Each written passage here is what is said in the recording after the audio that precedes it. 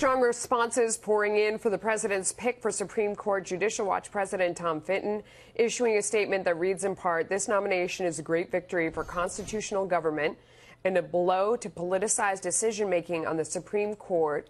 We have too many politicians as it is in D.C. We certainly don't need any more on the Supreme Court."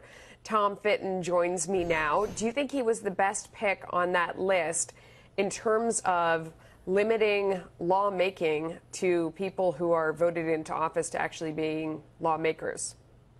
Well, I think it would be tough to distinguish him from the other jurists on the list in terms of excellence. They're all great. I think Judge Kavanaugh is one of the most conservative jurists in the country, committed to applying the Constitution as it's written, which is an apolitical way of decision-making.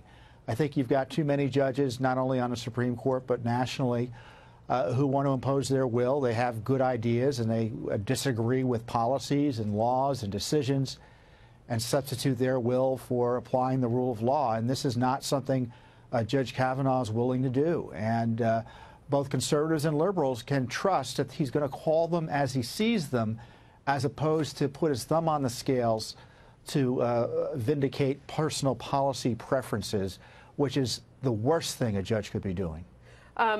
So far the complaints, there's some from libertarians who say that, he has placed the NSA in his rulings in a special position to listen to people as long as it's not used in court. And our own Judge Napolitano, we also had Rand Paul not loving that about him. What's your take on that? Well, I'm not a big fan of the NSA program, but it's legal. It was passed by Congress. It is in line with the tradition of the courts in allowing certain data about people kept by third parties to be collected by the government. Looks like the High Court may constrain that in the future.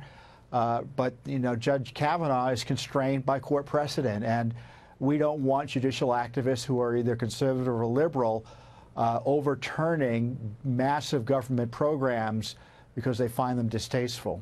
The left is claiming that thousands of women's lives are in jeopardy, that, lots of people are going to die as a result of this pick. You see that happening? That's just crazy talk. That's just crazy talk. The left is going to lose this nomination, and the question is, how far will they go to embarrass themselves in hyperbole to oppose Judge Kavanaugh? It's really sad to see. It's not surprising given the kind of craziness that was going on over the last year.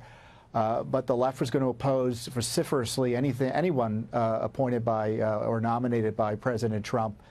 And let's hope the Senate cooler heads prevail in the sense that at least a few Democrats cross over to the other side to support Judge Kavanaugh. He's going to get confirmed by the Senate. And a lot of what we're going to see over the next few months is a bit of theater with Senate Democrats trying to appeal to their base. And Republicans are going to, I think, stick together and vote for and approve him. We'll see. Tom Fitton, thanks for your time.